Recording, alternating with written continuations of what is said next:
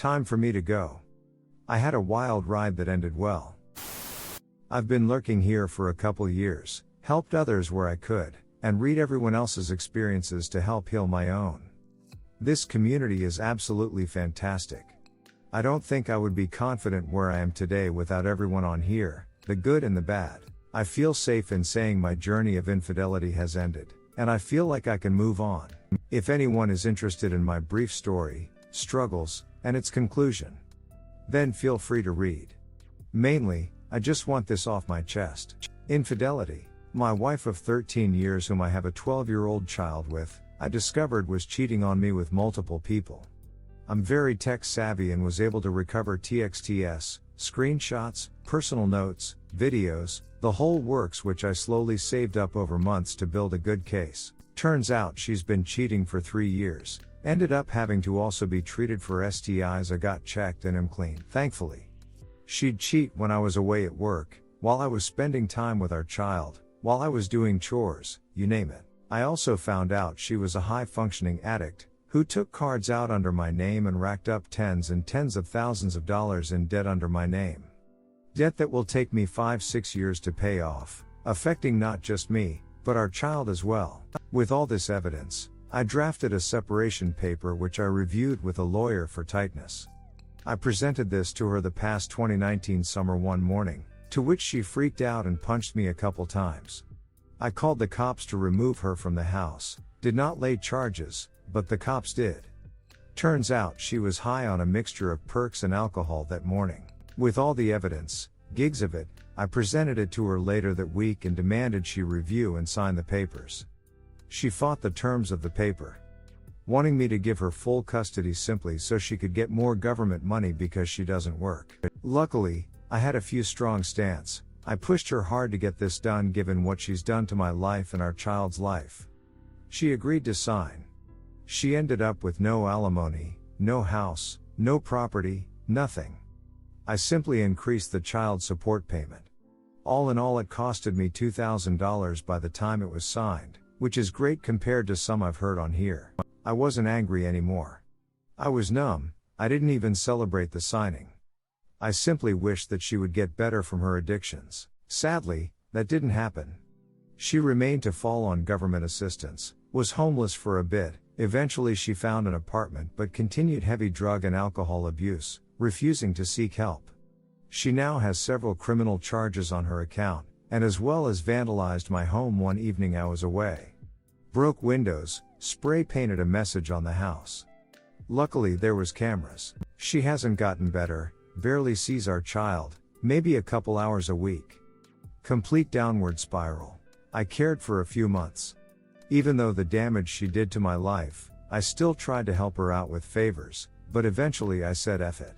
She chose this for herself and I gave up pitying her and cut contact with her through a restraining order, with limitations to only contact me about our child. She's since violated those conditions many times, barging on into my house several times, coming onto the property, harassing calls and TXTs. Simply no effort to better her situation. The after. I didn't plan on meeting anyone. I was pretty turned off from relationships due to the whole experience with my ex. But I clicked really well with a girl slightly older than me. We had a ton in common in every area. We ended up dating and became each other's best friends. She also left a marriage with similar circumstances, so we both knew what each other has gone through. I couldn't be happier, a night and day difference compared to my last relationship. I feel like a new man and we feel like we complete each other. She's since moved in and clicks well with my child, I do with hers as well. We're like a new family, and everyone gets along, everyone's happy. My negative thoughts, pity, loathing over my ex-wife has completely gone out the door. I don't even ever think of her unless she messages or calls about our child, which is rare occurrence. It's nice to have that part of my life finally feel like the past. Things can get better. I know a lot of you out there are struggling, thinking the absolute worst, the doubts of the future, the sorrow of the actions. I thought all these things as well, thought I'd never get out of that rut and my life would be a misery. Even though I'm still tens of thousands in debt, still having my house repaired.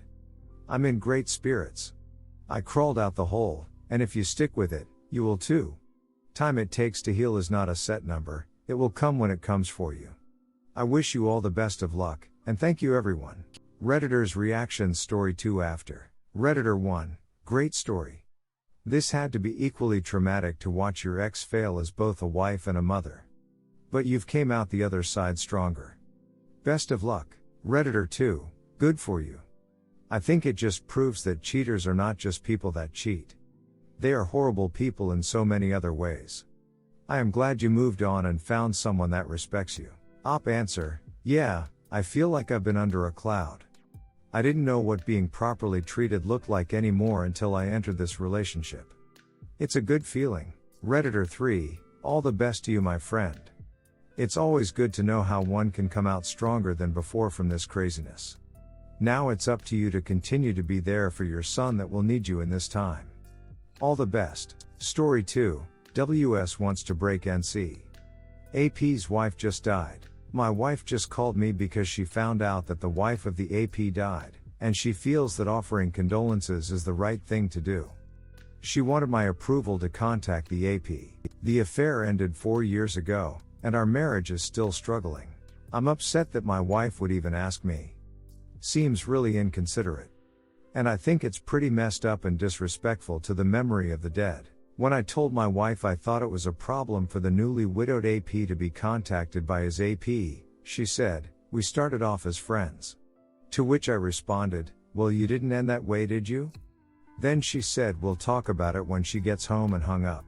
Edit. Wife found out through a former coworker whose new job has a contract with my wife's new employer. Update. We talked. She did not contact him. When her group at her old company was broken up and relocated, her co-workers were scattered to the wind. Her group was a very tight, high-functioning team with a lot of close friendships. Because her industry is small, many of them keep in touch. OBW may have had liver disease during affair, had a transplant in the last few years.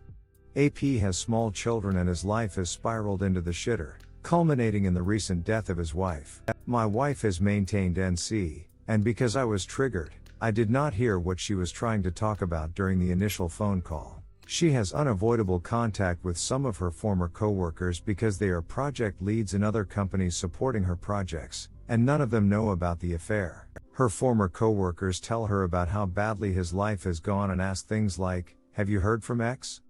He's really having problems and could use some support."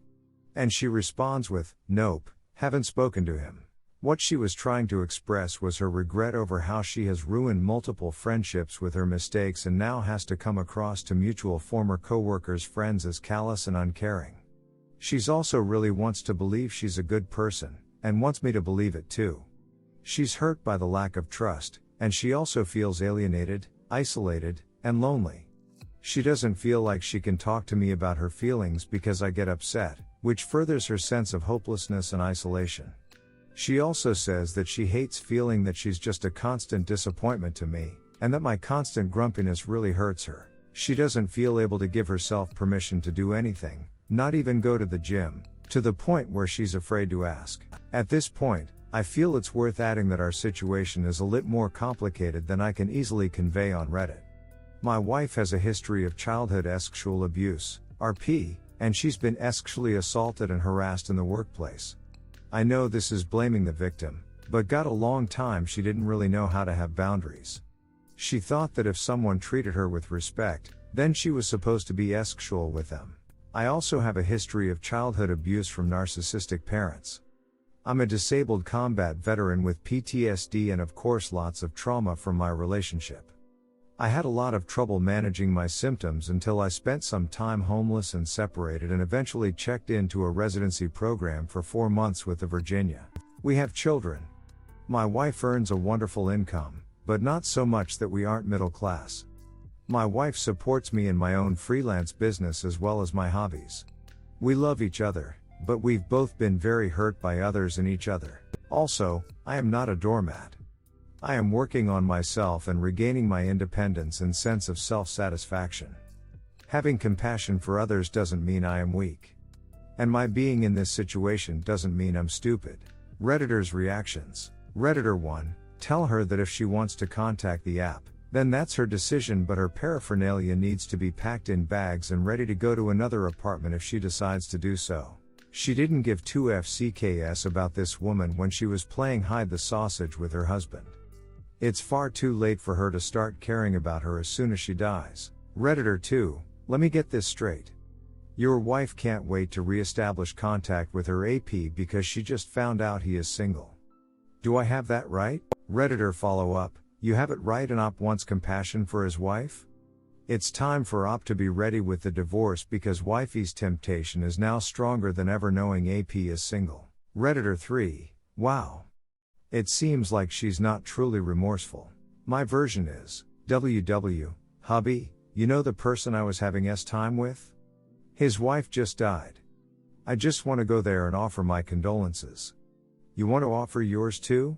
And by the way, we might have time too since his main time partner just died. I might become his primary at some point. Just letting you know. You, Redditor 4, it's pretty clear that your wife doesn't understand the amount of damage her affair had. Thinking that it would be okay to reach out to him if she asked permission and then not being able to see why it would upset you and be disrespectful to the deceased wife, shows that she's either an idiot or hasn't learned anything from what she did. If she respected how you felt, she would have dropped it when you didn't approve. I would seriously consider leaving. Redditor follow up, so true, either she's an idiot, hasn't learned anything from what she did, or simply is a narcissist or has narcissistic tendencies. Unfortunately, it seems Op wasted the last 4 years of his life. I hope he finally wakes up. Redditor 5, my husband broke NC when his AP called from jail wanting him to come bail her out. Our agreement was no contact, not a phone call, email, text, or smoke signal. He was to never see or communicate with her again. But she was in jail, she needed help. There were no scenarios where I would have accepted them having contact again. Accepting her call and charging it to his charge card let me know where I really stood, and it was not first in line. I was lied to once again, reconciliation is no longer an option.